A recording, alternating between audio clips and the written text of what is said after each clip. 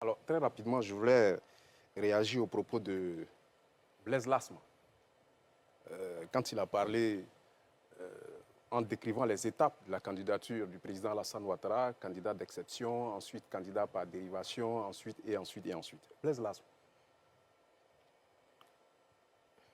Quand vous parlez des candidatures d'exception, vous faites allusion à quoi?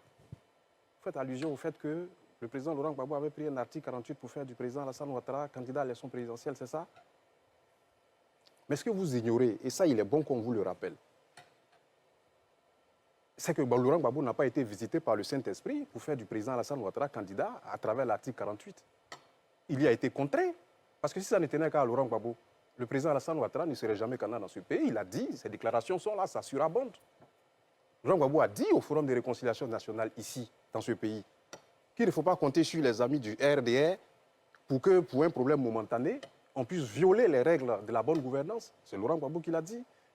Laurent Gbagbo a dit ici, sur Radio Côte d'Ivoire, au cours d'une interview co-réalisée avec Africa numéro 1, que tant que lui, Laurent Gbagbo, il est président, Alassane Ouattara ne sera candidat à aucune élection.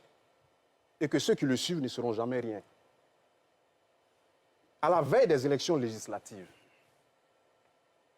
l'ambassadeur Walker, Lennon Walker, il était ambassadeur des États-Unis en Côte d'Ivoire.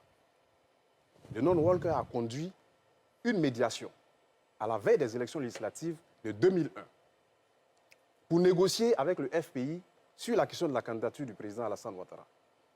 Un accord avait été trouvé puisque Lida Kwasi Moïse, il est vivant, c'est lui qui conduisait la délégation du FPI.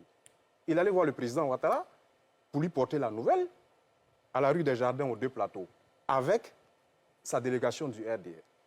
À peine Lennon Walker prend le vol, il n'a même pas franchi le perron du palais présidentiel d'Abuja, puisqu'il a été mandaté par la communauté internationale et la CEDEAO, que feu Émile Boga Doudou s'est précipité à la télévision pour dire que ces accords-là, c'est des rumeurs.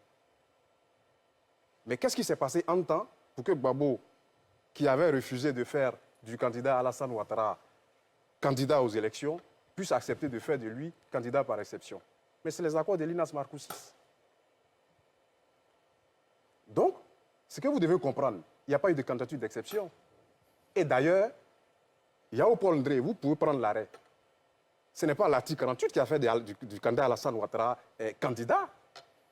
Le président Alassane Ouattara a déposé ses dossiers de candidature en bonne et due forme. Et quand Yao Paul Ndré rendait son arrêt, vous pouvez prendre l'arrêt, il a dit qu'il se fondait sur les dossiers de candidature, d'autant plus que les candidats devaient être sur le même pied d'égalité.